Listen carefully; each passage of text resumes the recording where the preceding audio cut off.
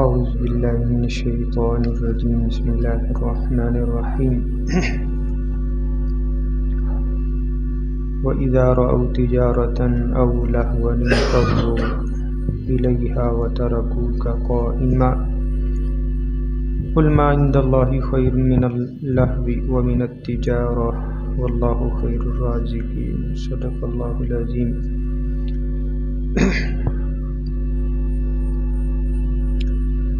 سورہ جمعہ کی آخری آیت نمبر 11۔ اس آیت کے ترجمہ اور تفسیر پر مبنی ہے آج کا درس قرآن۔ گزشتہ آیت نمبر 9 اور 10 میں اللہ تعالیٰ نے جمعہ کے اور جمعہ کی نماز کے احکام، اسی طرح اسی ضمن میں میں نے جمعے کے جو دیگر احکام ہے، اس کی نماز کی فرضیت، نماز کی تیاری کے لیے آنا، جمعے کا خطبہ سننا، شب جمعہ کی فضیلت، جمعے کے دن کی فضیلت، سورہ کہف کی تلاوت، اسی طرح جمعے کے دن ایک ایسی گھڑی کہ جس میں دعا جو ہے قبول ہوتی ہے۔ پھر جمعے کے دن درود پاک کی جو کثرت ہے، اس کی بھی فضیلت ہے۔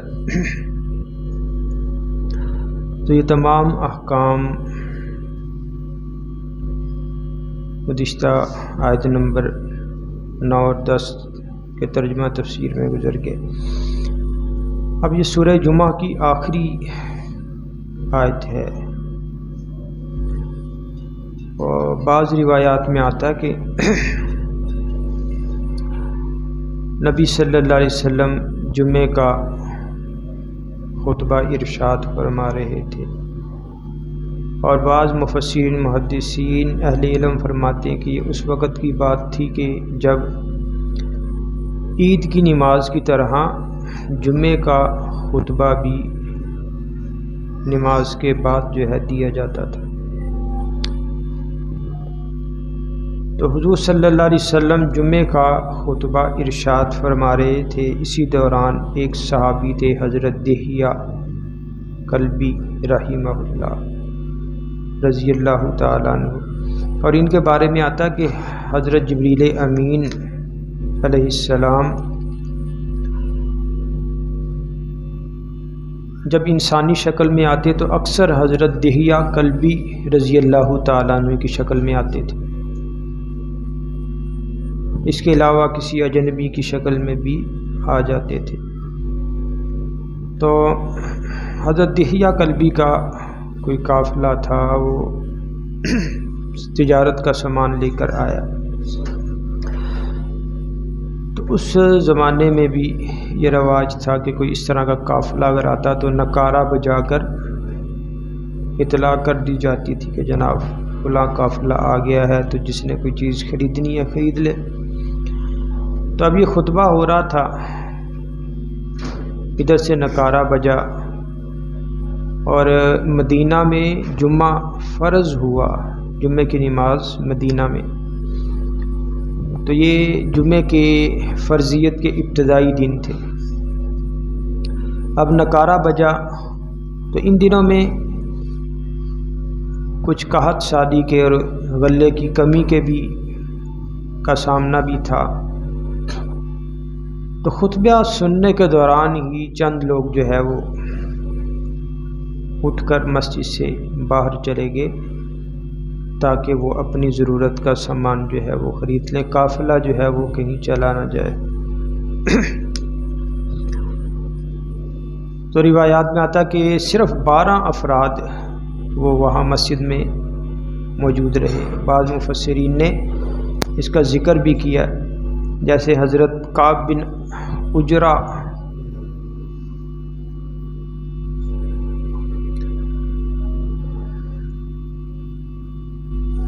حضرت جابر بن عبداللہ رضی اللہ تعالیٰ عنہ سے روایت ہے کہ بینما نحن نصلی مع النبی صلی اللہ علیہ وسلم، کہ ہم رسول اللہ صلی اللہ علیہ وسلم کے ساتھ جو ہے نماز پڑھ رہے تھے، یعنی نماز جمعہ کی ادائیگی تھی، تو اذ اقبلت عیر تحمل طعاما، کہ ایک قافلہ آیا اور وہ جو ہے غلہ لادے ہوئے تھا، فالتفتوا الیہا حتی ما بقی مع النبی صلی اللہ علیہ وسلم الا 12 رجلا، تو لوگ خطبہ چھوڑ کر ادھر چلے گئے، تو یہاں تک کہ حضور صلی اللہ علیہ وسلم کے ساتھ 12 افراد جو ہے وہ باقی رہ گئے۔ تو فرماتے فنزلت هذه الآیہ، یہی آیت وَإِذَا رَأَوْا تِجَارَةً أَوْ لَهْوًا انفضوا إِلَيْهَا وَتَرَكُوكَ قَائِمًا، یہ سورہ جمعہ کی آخری جو ہے آیت نازل ہوئی۔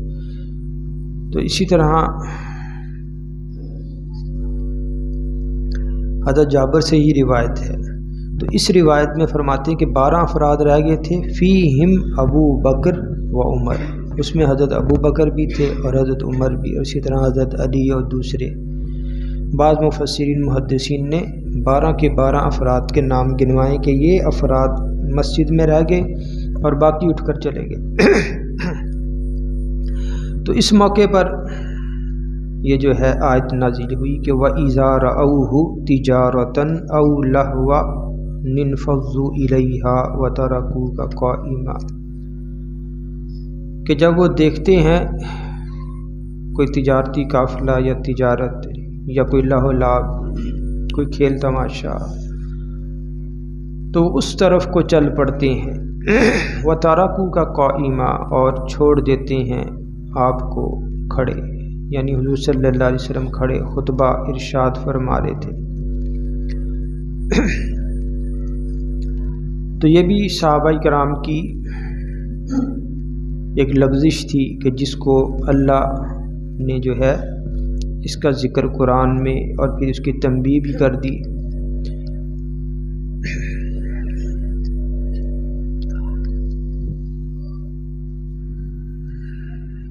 تو اللہ نے فرمایا وَإِذَا رَأَوْا تِجَارَةً أَوْ لَهْوًا انفضوا إِلَيْهَا وَتَرَكُوكَ قَائِمًا، کہ اس طرح حضور صلی اللہ علیہ وسلم کو اکیلے چھوڑ کر آپ خطبہ ارشاد فرما رہے جانا جو ہے مناسب نہیں ہے۔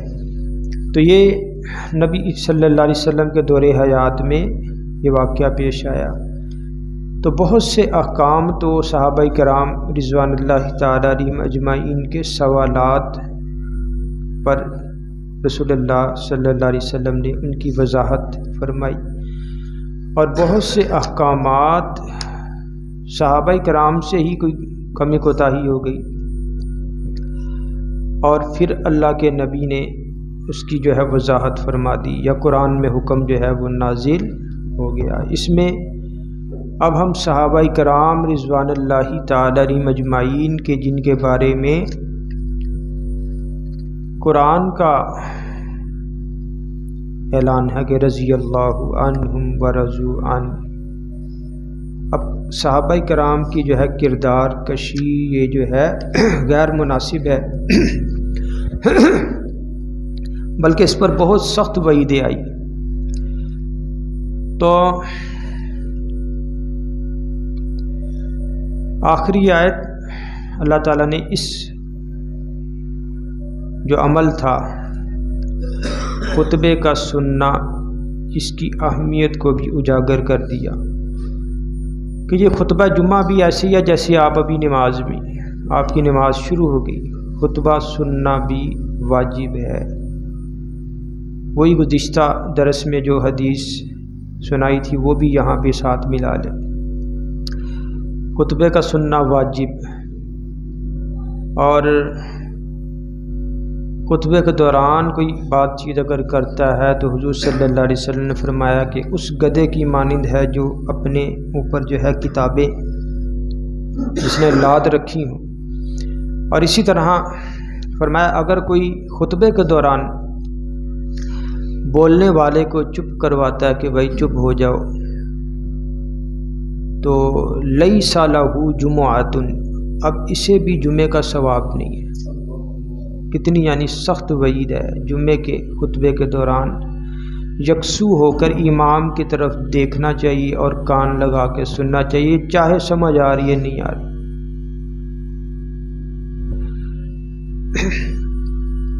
اچھا، یہاں پہ ایک لفظ، دو چیزیں اللہ نے ایک تو بیان فرما دی، تجارتن او لہون انفضوا الیہا، ایک تجارت اور ایک ہے لہو لعب۔ لہو لعب میں کھیل تماشا بھی آتا ہے، لہو لعب میں گانا بجانا بھی آتا ہے۔ جس طرح وہ نکارہ بجا تو سارے اس طرف کو نکل گئے۔ تو تجارت کے معاملے میں بھی اب یہ کیا ہوا کہ توجہ اس طرف چلی گئی کہ جناب اپنے لیے جو غلہ ہے وہ خرید لیں۔ تو علماء فرماتے، اب بہت سی ہمارے یہاں پہ واقعات، حضور صلی اللہ علیہ وسلم نے تو اپنے لیے وسعت رزق کو فرمایا، میں تو چاہتا ہوں ایک دن بھوکھا رہوں اور ایک دن کھاؤں۔ وسعت رزق، کشادگی رزق کی دعا کرنا بھی جائز ہے، لیکن حضور صلی اللہ علیہ وسلم نے اپنے لیے فقر کو پسند کیا۔ وہ قرآن میں خدا آتا کہ اللہ تعالیٰ یبسط الرزق لمن یشاء، کہ اللہ کشادہ کر دیتا ہے جس کے لیے چاہتا ہے رزق کو۔ اور اس طرح اور بھی بہت سے واقعات رزق کے معاملے میں حضور صلی اللہ علیہ وسلم کی زندگی میں صحابہ کرام کے ساتھ پیش آئے، آپ نے ان کا حل بھی بتایا، اعمال بتائے، سورہ واقعہ کی تلاوت کرو جی۔ لیکن خود اپنے لیے فقر کو جو ہے پسند کیا۔ تو اللہ پر توکل کرتے ہوئے کوئی تدبیر جو ہے اختیار کرنی چاہیے۔ کہتے ہیں کہ ملا معین الدین، انہوں نے تفسیر حسینی جو ہے وہ لکھی، تو اس میں امام ابو حنیفہ رحمہ اللہ کے زمانے کے ایک مجذوب تھے، بہلول ان کا نام تھا، بہلول۔ تو ان کا ایک واقعہ لکھا کہ خلیفہ وقت نے بہلول سے کہا کہ اگر چاہو تو میں تمہارا کچھ وظیفہ مقرر کر دیتا ہوں تاکہ آپ اپنے رزق کے بارے میں، ذریعہ معاش کے بارے میں بے فکر ہو جائیں۔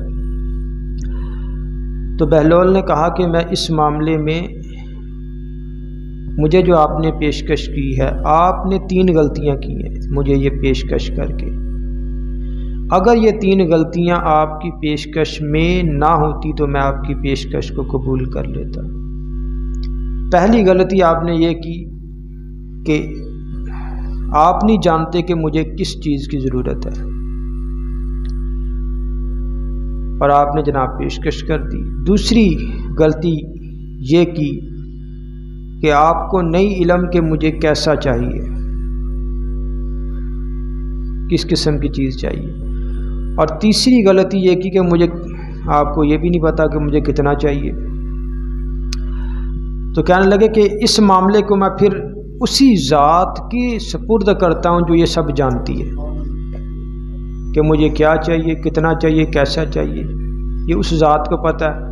تو لہٰذا میں اسی کے در پہ جو ہے وہ یہ معاملہ اسی کے سپرد کرتا ہوں۔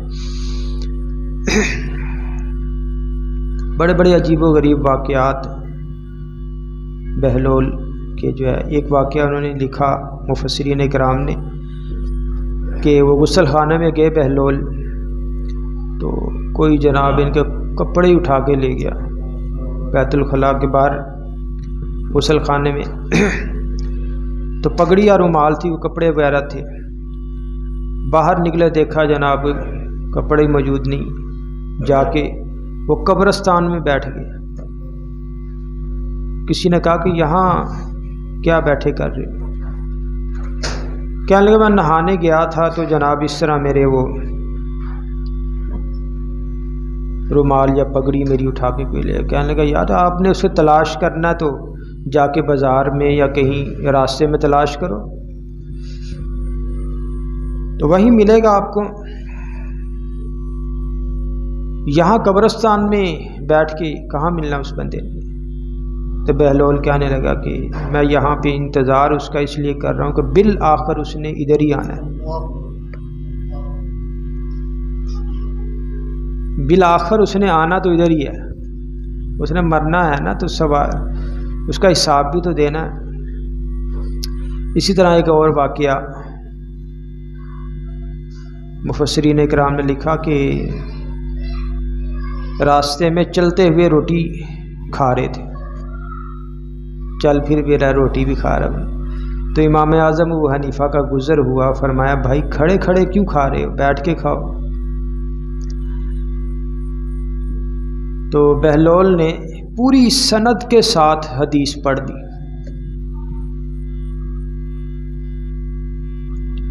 کہ نبی صلی اللہ علیہ وسلم کا ارشاد ہے مطل الغنی ظلم، کہ غنی آدمی کا ٹال مٹول کرنا ظلم ہے، کہ اگر کسی کا حق دینا ہے تو فوراً دے دینا چاہیے۔ تو کہنے لگے کہ جس وقت کھانا مجھے ملا میں نے پھر اس کا کھانے کا حق کیا ہوتا ہے کہ اس کو کھانا، اب مجھے کھانا جس وقت ملا تو میں نے اب اس کا حق ادا کرنا شروع کر دیا۔ تو کہتے ہیں امام اعظم ابو حنیفہ مسکرا پڑے کہ اس کی نظر کتنی وسیع ہے، کھڑے ہو کے کھانا پینا خلاف سنت عمل ہے، لیکن بسا اوقات انسان کوئی مجبوری میں جلدی میں اگر کوئی کھا لیتا ہے۔ اب غالباً حضرت حسن رضی اللہ تعالیٰ عنہ کے بارے میں آتا ہے، یہ سیر صحابہ میں لکھا ہے، سیر صحابہ کتاب ہے کہ حضرت حسن رضی اللہ تعالیٰ عنہ باقاعدہ گوشت کا بکری کا پٹھا منگواتے تھے اور پھر اس کو کھڑے ہو کے کھا کے دکھاتے تھے کہ جائز ہے، لیکن بہتر سنت طریقہ یہی ہے کہ اگر کھڑے ہو کے کھانا آپ کو تو ذرا راستے میں نہ کھائیں، ذرا سائڈ پہ ہو کے۔ اصل جو سنت ہے وہ کیا ہے؟ کھڑے ہو کے کھانا۔ خیر، تو اللہ پہ توکل اس معاملے میں، رزق کے معاملے میں، اور صرف توکل ہی نہیں، پھر ساتھ تقدیر پہ ہی ایمان ہی نہیں بلکہ تدبیر بھی۔ وہ ایک بزرگ تھے حضرت ابراہیم بن ادہم رحمہ اللہ، یہ تو ان کے دور میں ایک اور بزرگ تھے شفیق بلخی رحمہ اللہ۔ تو شفیق بلخی رحمہ اللہ نے ایک دفعہ حضرت ابراہیم بن ادہم کو کہا کہ میں نا اب شہر سے باہر جا رہا ہوں ذریعہ معاش کے لیے، تو میں اب کچھ عرصے بعد ملاقات ہوگی۔ انہوں نے کہا ٹھیک ہے جی، اللہ خیر کرے، جاؤ جی۔ چلے گئے، دیکھا اگلے دن شفیق بلخی پھر وہیں انہیں مل گئے، گلی میں ٹکر گئے۔ تو ابراہیم بن ادہم نے کہا کہ بھئی آپ تو جا رہے تھے کہ میں کچھ عرصے بعد ملیں گے ذریعہ معاش کے لیے۔ انہوں نے کہا میں جا رہا تھا روزی روٹی کے معاملے میں، نے دیکھا جناب ایک پرندہ زخمی نا وہ کہیں پڑا ہوا ہے، میرے دل میں آیا یار کیسے کون اس کو کھلائے پلائے گا۔ تو یکدم ایک پرندہ ایک اور آیا، اس کی چونچ میں دانہ تھا، اس نے اس کو کھلایا اور چلا گیا۔ میں نے سوچا کہ جو رب زخمی پرندے کو رزق دے سکتی ہے تو مجھے گھر بیٹھے کیوں نہیں دے گی؟ کہتے میں نے اسی لیے واپس آ گیا کہ اللہ تعالیٰ جو مقدر میں ہے گھر میں ہی دے دے گا۔ تو حضرت ابراہیم بن ادہم رحمہ اللہ نے بڑی اچھی بات کہی، فرمانے لگے کہ تم وہ پرندہ کیوں بنتے ہو کہ جو دوسروں کے رحم و کرم پہ ہے؟ فرمایا وہ پرندہ بنو کہ جو خود بھی کھا رہا ہے دوسروں کو بھی کھلا رہا ہے۔ تو اللہ پہ توکل بھی کریں، لیکن کیا تدبیر بھی جو ہے اختیار کرنی چاہیے۔ اچھا، دوسری جو چیز تھی لہو کا جو لفظ یہاں پہ آیا، وہاں سے کھیل کود بھی مراد ہے، اور کیا ہے موسیقی یا گانا بجانا بھی۔ تو وَإِذَا رَأَوْا تِجَارَةً أَوْ لَهْوًا انفَضُّوا إِلَيْهَا وَتَرَكُوكَ قَائِمًا۔ دیکھیں خطبے کے دوران اٹھ کے گئے، ظاہری بات ہے وہ خریداری کر کے آ گئے ہوں گے واپس،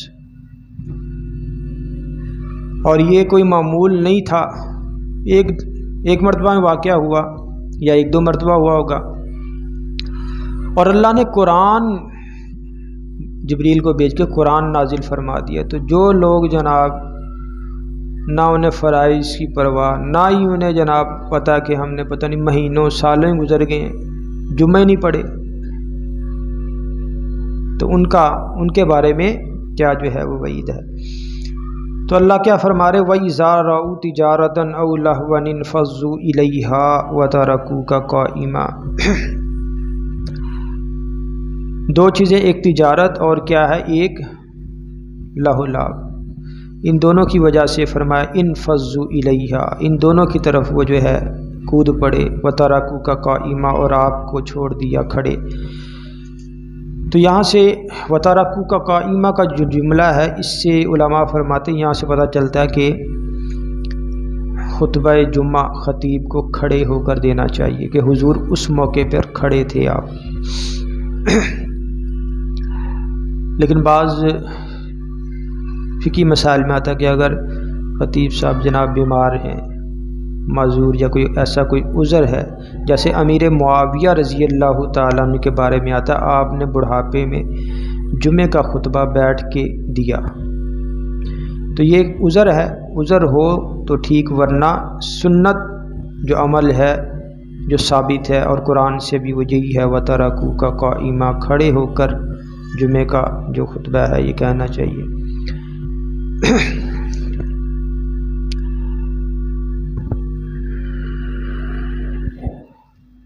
آگے اللہ نے کیا ارشاد فرمایا کہ کل ما عند اللہ خیر من اللہو ومن التجارہ، کہ اے نبی آپ فرما دیجئے کہ اللہ کے ہاں بہتر ہے لہو لعب سے، اور کیا ہے تجارت سے، جو ہے اللہ کے ہاں جو ہے وہ بہتر ہے، یعنی اللہ نے جو بدلہ دینا ہے اس عبادت میں جو انسان مصروف ہے، اپنے شوق کو، لہو لعب کو، کھیل کود کو چھوڑ کر، اپنی تجارت کو چھوڑ کر، حکم ہے کہ جمعے کی نماز میں کاروبار بند کر دیں، تو اس کے بدلے میں پھر اللہ کے ہاں کیا، کل ما عند اللہ خیر، اللہ کے جو ہاں اس کے بدلے میں ہے وہ بہتر ہے، من اللہو و من التجارہ، لہو لعب اور کس سے، تجارت سے۔ تو لہو لعب کی بارے میں حضرت علی حجویری رحمہ اللہ نے اپنی کتاب یہ کشف المحجوب میں کہتے ہیں، میں نے پہلے کہا نا کہ لہو لعب سے مراد موسیقی بھی ہو سکتی، لہو لعب سے مراد کھیل کود بھی، گانا بجانا بھی ہو سکتا ہے، رقص بھی ہو سکتا ہے۔ تو یہ کشف المحجوب میں لکھتے ہیں حضرت علی حجویری رحمہ اللہ کہ رقص کا جواز نہ شریعت میں ہے نہ عقل میں، ٹھیک ہے نا۔ بعض جیسے لوگ کہتے ہیں جی کہ اب یہ موضوع پھر طویل ہو جائے گا، خیر کسی اور جو ہے وہ موقع پہ۔ تو فرمایا کیا رقص کا جواز نہ شریعت میں ہے نہ عقل میں، غرض کے گانا بجانا اور رقص و سرور سب حرام ہے۔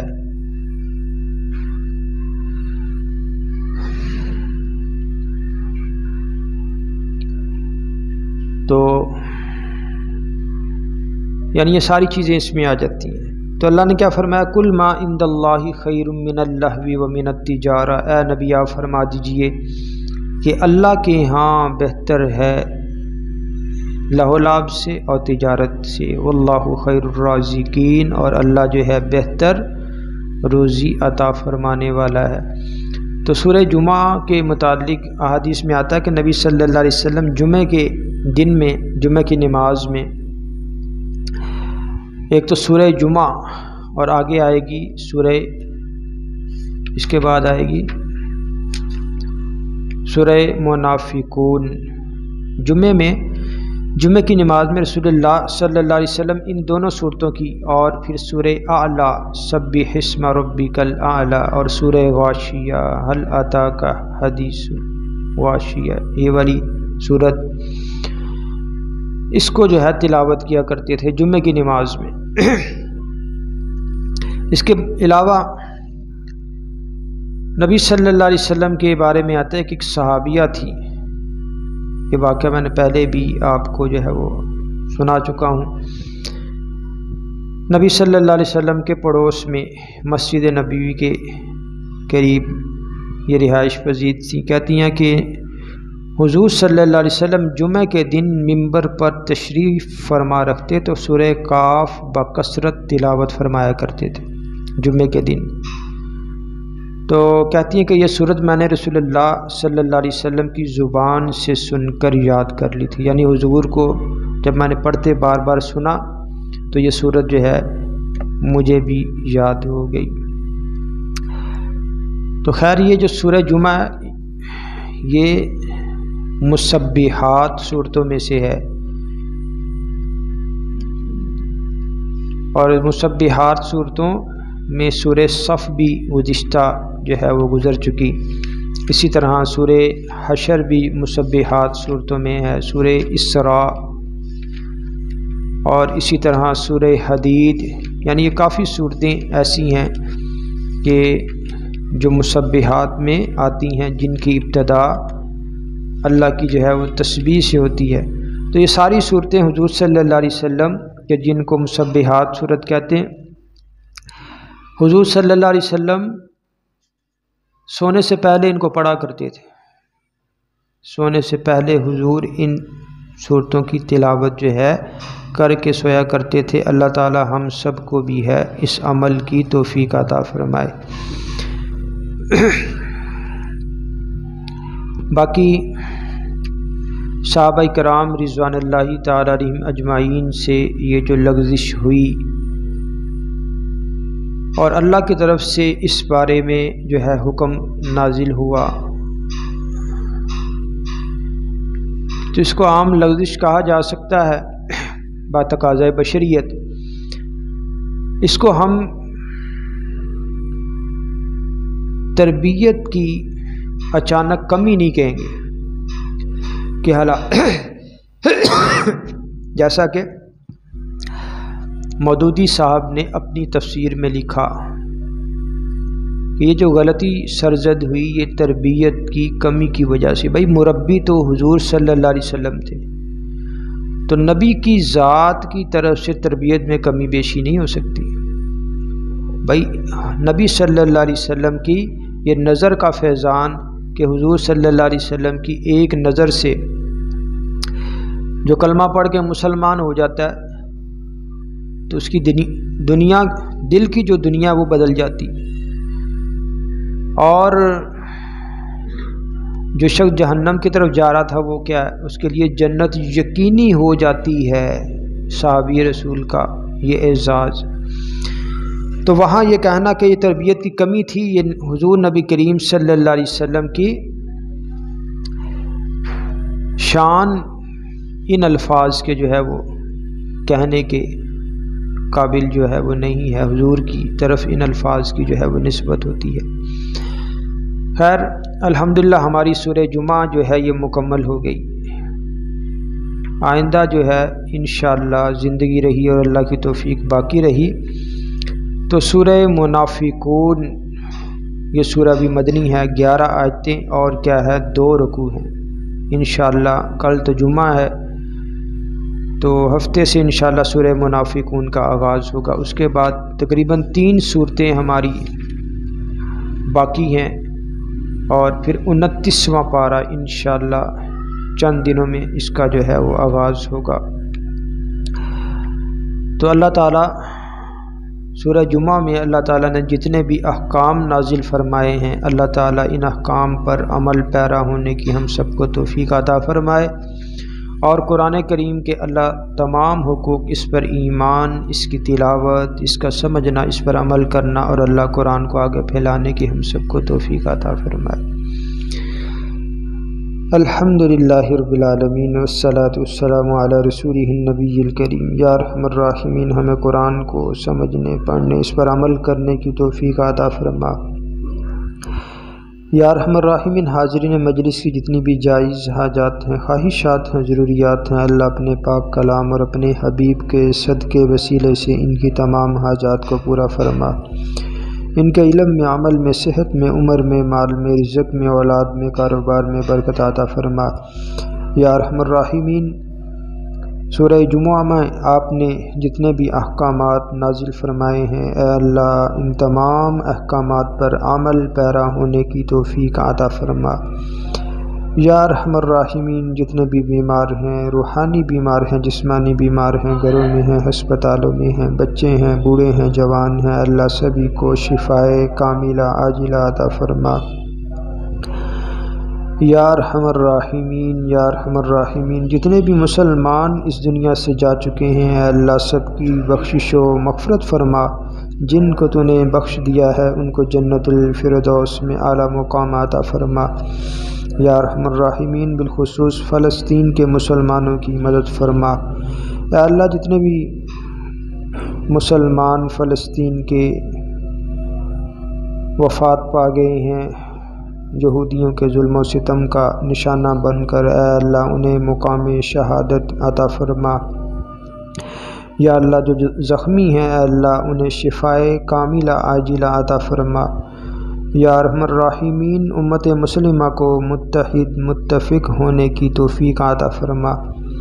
یا ارحم الراحمین، مسلمان جہاں کہیں بھی ہیں، جس حال میں بھی ہیں، ان کی مدد فرما۔ وصلی اللہ تعالی علی خیر خلقہ محمد وعلی آلہ وصحبہ اجمعین، آمین۔